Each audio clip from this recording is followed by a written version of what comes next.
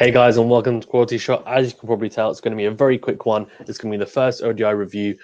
Before we get into it, please do remember to like this video and subscribe to the channel if you haven't already. It really does help, and everyone's support has been amazing. So I really appreciate it. You're all legends.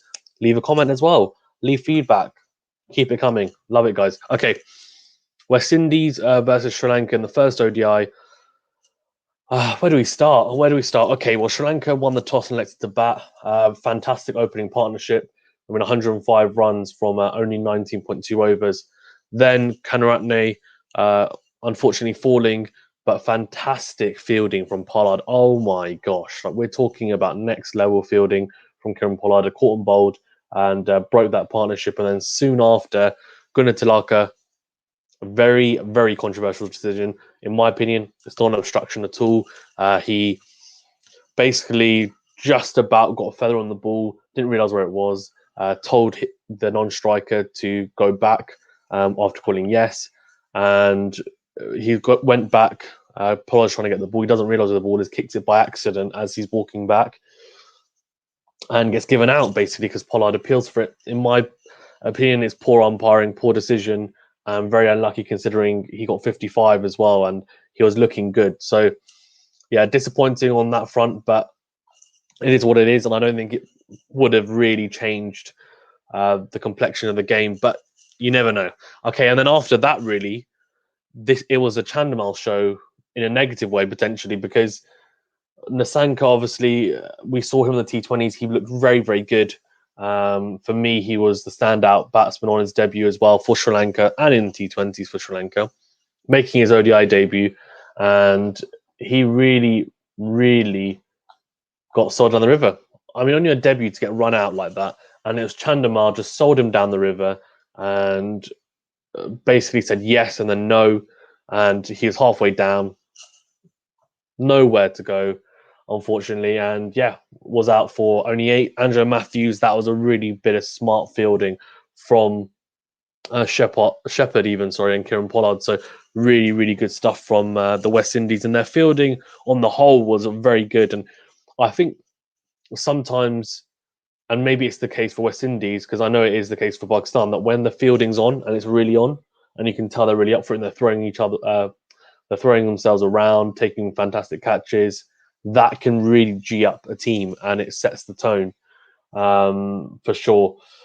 And Bandara 150, he really was the only one who gave some sort of resistance, because Chandimal, shortly after running out his compatriot, just hit it straight to point. It was a shocking shot from Chandimal. Ran incoming. Chandimal, for me, shouldn't be in ODIs, shouldn't be in T20s. Yes, he's a pretty good, solid test player, but for me, he just doesn't seem to have the gears or the ability to perform at this level. Personally, I wouldn't have him in the team, and I'd be looking to get back in Kusal Pereira or Dick Weller. I think both of them, or at least one, should have been playing in this match anyway. So for me, very disappointing. And look, to run out someone as well and then get out the way he did was just very, very soft. Bandara looked really good. I mean, 50 off 60, and he took them until I think it was the 47th over. Then unfortunately got out trying to accelerate, really, and just didn't really have much backup or really any support from anyone else, unfortunately. I mean, Kamindu Mendes got 9, Hasaranga 3. That's really disappointing. I mean, just trying to go over the top, over mid-off, and hit it straight to the fielder. Lakshan Sandakan was the only one, really, 16 off 20. But you can tell his average no ODIs before that innings was 3.25. So I was expecting him to get out pretty early doors. But fair play to him, he stuck in there. And the one thing I would say about him is you can tell some of his ones are a little bit fortunate, but it doesn't matter. Runs are runs. And then Pradeep is a walking wicket. So Chamira got 8 as well. So yeah, I mean, Bandara really had to do it by himself for a large part of his innings, really, which is not great. It's not fantastic to see, but a very good debut for him, making his, to make a debut and score a 50 is fantastic. And Nasanka will feel a bit aggrieved because of Chandimal. And then in terms of the West Indies bowling, I mean, the first 10 overs for me, this is something they really need to work on, I think, is they didn't get a single wicket from those first 10 overs. And I think their record in picking up wickets is really, really poor as well, from what I was listening to the commentators. And I can safely say that the ODIs is probably, I think in the last year, maybe 2 years, it's probably their weakest format, the ODIs. And it's funny, I was having a chat with my friends in our cricket WhatsApp group, and I said ODI cricket nowadays might potentially be the hardest format to excel in. Obviously, Test cricket we know is a pinnacle, and it has probably the most challenging conditions. But in terms of the skill set needed, because you need to have a bit of that Test game. For example, as a bowler, you need to have line length, and you need to have your variations that you would have from T20. So your slower balls, your cutters, your death bowling, right, Yorkers, etc. Similarly, as a batsman, and again, I'm simplifying this. As a batsman, you need to be able to stick in there at the top, right? You want to create a platform. Similarly, in Test cricket, at times you will need to stick in there and kind of weather the storm, especially if you've got spinners tying you down the middle phase of the ODIs. And you also need that T20 ability, right, to finish off an innings or be able to switch through the gears and have that six-hitting ability or score quickly at times, whether it's during the power plays or whenever else it might be. So I think for me, it potentially is the hardest. And West Indies seem to be struggling a little bit with it. Azari Joseph and Jason Holder were way too short for me in the first spells. Those first 10 overs, they both came back, to be fair, and bowled better in the second spells later on in the innings and cleaned up the tail. Especially Jason Holder looked very good for me. I mean, 10 overs for 39 and 2 wickets, so he was good. Akil Hussain making his not making his debut because he played the Bangladesh series, but again, he looked pretty good. Apart from that, Jason Hunt bowled quite well, and Kieran Pollard obviously came with a few overs, but they ended up using 7 bowlers, so really shared it around. They only need 2 bowlers to bowl 10 with the 2 opening bowlers in Azari Joseph and Jason Holder.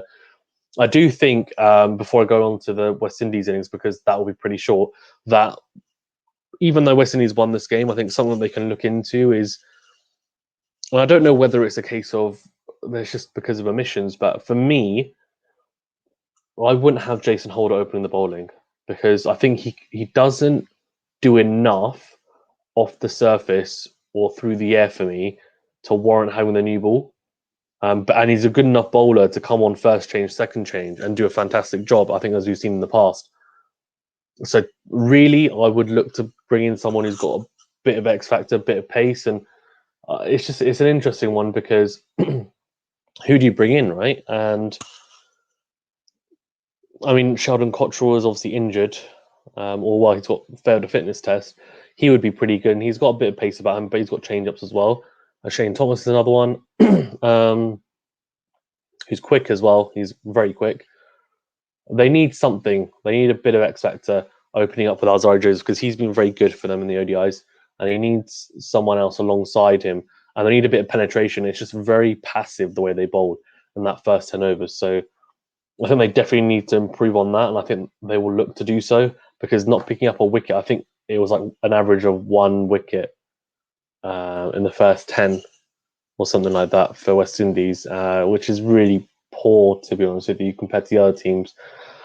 But yeah, from a Sri Lanka point of view, in that innings just collapsed completely. They need to look at the middle order. It's a weak underbelly, and also thank you everyone who joined for the watchalong. By the way, it was really good fun. It was fantastic fun, and it was great to watch. But yeah, Mindu Mendes, Hasaranga disappointing, Chandimal disappointing, Andre Matthews disappointing. The Sankos, he was unlucky. It was Chandimal's fault, so but really, there's only 3 batsmen in there that actually stood up, and there's a 3 that made 50. So Gunatilaka 55, Kanaratne 52, and Bandara 50. So those 3 really did fantastically well. And then we can go on to the West Indies innings because really they were in cruise control for the most part of this innings. Alvin Lewis and Shai Hope opened up, and Shai Hope on his return right to the side just batted phenomenally. 110 off 133. At one point, I think he was 40 off 27. He was almost batting like as a T20, and there were no sixes at that point either. It was just beautiful flowing, strokes going for 4. We saw some square drives from him, some cover drives, some flicks off the hips, some flicks off the legs going for 4. It was just beautiful batting from Shai Hope, and he is one of the best batsmen to watch on tour when he's on song. He really is. And personally, I think he's someone that they did the right thing. He wasn't in form. He was struggling massively. You could tell his strike rate was way down in ODIs, even though he was scoring some runs. And Test cricket, he was struggling massively. So what they did is they gave him a rest for about, I think it's been about a year or so. Now he's come back into the fold with kind of rejuvenated with that confidence back and back with a bang, really back with a bang. Incredible knock. He did slow down at one point. So himself and Alvin Lewis, as I said, put on a fantastic partnership, 143-run partnership. Alvin Lewis, 65 of 90, a little bit slow for what you'd expect from Alvin Lewis because in the T20s, right? He's a T20 player as well. And you saw him and you see the way he plays, it's quite aggressive, but he was tied down a little bit. Again, he's still pretty new from what I know to the West Indies side. So that might be why. And again, as I said, I think they struggle to transition maybe into the ODIs, but that was a very good knock still from him, and he played the scenario well. They didn't need to rush it, so that was fine to go at 70, 80 strike rate as himself and then Shai Hope did as well. But yeah, so at one point they were just absolutely cruising. Then the spinners came on, which was Hasaranga, and you had Gunnar come on and Kamindu Mendes, and he only bowled 3 overs, but amazing to see a bowler who's ambidextrous. Ambidextrous bowlers are just, they're a dime a dozen, really, I think. And if he can hone his craft, it'll be incredible. I mean, he was bowling right arm off spin and left arm off spin. So amazing to see, seriously, unbelievable.